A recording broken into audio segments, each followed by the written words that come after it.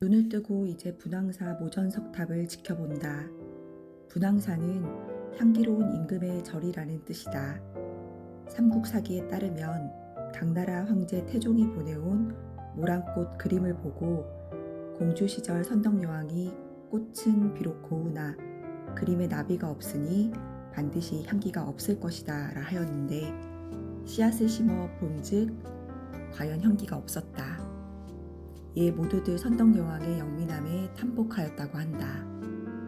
그러나 일화의 논리적이고 영민한 모습과 달리 그림에 나비가 없는 것을 선덕여왕은 자신이 배우자가 없음을 당 태종이 조롱한 것이라 여겨 예민하게 느꼈던 것 같다. 오죽하면 왕에 즉위한 후 3년이 된 해 준공된 절 이름을 향기로운 임금의 절로 지었을까. 안녕하세요. 한 페이지 도서관입니다. 다들 봄인데 꽃놀이는 다녀오셨나요? 저는 지난주에 경주로 벚꽃을 보러 다녀왔었는데요.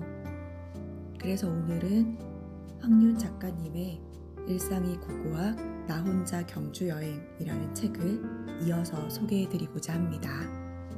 이 책은 박물관 보는 법의 저자가 전하는 고고학으로 경주를 탐방하는 방법이 담긴 여행 서적입니다. 경주를 100번도 넘게 가본 자칭 경주와 신라 마니아의 경주 답사 여행기가 독자들의 흥미를 끄는데요. 저자는 버스를 타고 경주를 떠나는 순간 나는 일상에서 벗어나 어린 시절의 나, 추억 속의 나를 만나게 된다. 이런 마음으로 도착한 경주는 언제나 포근하게 나를 반겨주지만 현실은 슬프게도 학창시절의 나와 지금의 나는 지나온 세월만큼 달라져 있다고 말을 합니다. 봉황대, 국립경주박물관, 태종무열왕릉, 황룡사와 분황사, 첨성대와 반월성, 문무대왕릉과 불국사, 황리단길까지 저자가 여행하는 코스에 맞춰 생생한 경주의 모습을 그려내고 있습니다.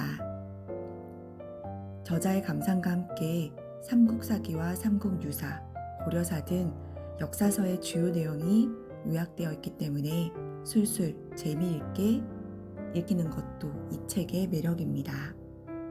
야간에 경주에 가신다면 다들 동궁과 월지를 들려보실 텐데요. 동궁과 월지에서 문무왕과 김인문을 생각하다라는 챕터의 내용을 소개해드릴까 합니다. 월지는 한때 안압지로 불렸다. 기러기와 오리가 노니는 못이라는 의미다. 신라가 사라지고 고려, 조선으로 나라가 이어지면서 이곳 건물은 세월을 이기지 못하고 무너져 내린다. 오직 연못만 남아 새들이 찾아오고 있었으니 조선시대 사람들이 이를 보고 안압지라 붙인 것이다. 이름에 무언가 허무함이 가득하다.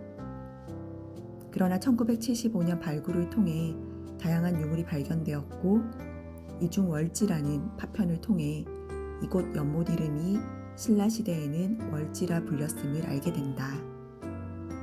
달이 비추는 연못이라는 이민이 뭔가 운치 있어 보인다. 당연히 경주시에서는 그 뒤로 월지라는 더 멋진 이름을 크게 알리기 시작했고 시간이 어느 정도 흐르자 안압지라는 이름은 기억에서 희미해진 대신 월지가 자리 잡게 된다. 이렇게 동궁과 월지에 대한 내용도 재밌었지만 이 책에서 정말 소개해드리고자 하는 부분은 문무대왕릉에 대한 이야기입니다. 해당 내용의 본문을 소개해드리겠습니다. 삼국사기에 있는 문무왕에 대한 기록이다. 동해 어구의 큰 돌 위에 장사 지냈다. 세속에서 전해 오기로는 왕이 용으로 변했다 하니 이로 인해 그 돌을 가리켜 대왕석이라 한다.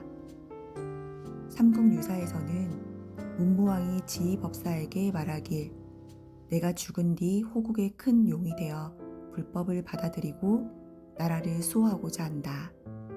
라고 하자 스님이 반문하길 왜 대왕께서는 하필 짐승이 되고자 하십니까? 라 하였다.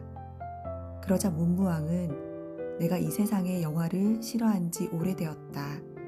만약 조금이라도 나라의 보탬이 된다면 짐승이 되어도 나의 뜻에 부합하는 일일 것이다.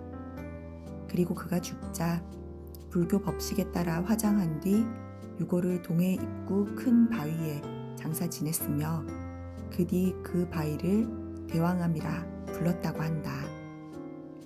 이처럼 문무왕은 당시 사람들의 불교 세계관으로 볼 때 인간에서 오히려 짐승으로 격화될지라도 나라를 지키기 위해서는 짐승도 될 수 있다는 사상을 보이고 있었다. 이전 성골의식이나 부처 재림을 이야기하던 신라 왕들과는 확실히 인품의 격이 달랐음을 알 수 있다. 여하튼 기록 속에 등장하는 문무왕의 물과의 인연을 강조하여 괴릉이 연못이 있던 물이 많은 장소니 수중릉이 문무대왕릉이라 여긴 것이다. 확실히 위대한 영웅의 웅대한 유언을 이렇게 보잘것없이 작게 만드는 재주가 조선시대에는 있었나 보다. 원래 문무왕릉이라 불리던 괴릉이 사실은 원성왕릉이었고 지금의 문무대왕릉을 문무왕의 능으로 인식하게 된 데는 불과 1970년대 이후의 일입니다. 어찌된 이유로 두 왕의 릉이 바뀌게 된 것인지 해당 책에 잘 나와 있기 때문에 꼭 한번 읽어보셨으면 합니다. 아는 만큼 보인다고 했죠. 해당 책을 읽어보시고 경주를 가보신다면 좀 더 재밌게 구경하실 수 있을 것 같습니다. 봄이 끝나기 전에 꼭 한번 다녀오셨으면 하고요. 오늘 책 소개는 여기까지 하겠습니다. 다음에도 더 재밌는 책으로 뵙겠습니다. 감사합니다.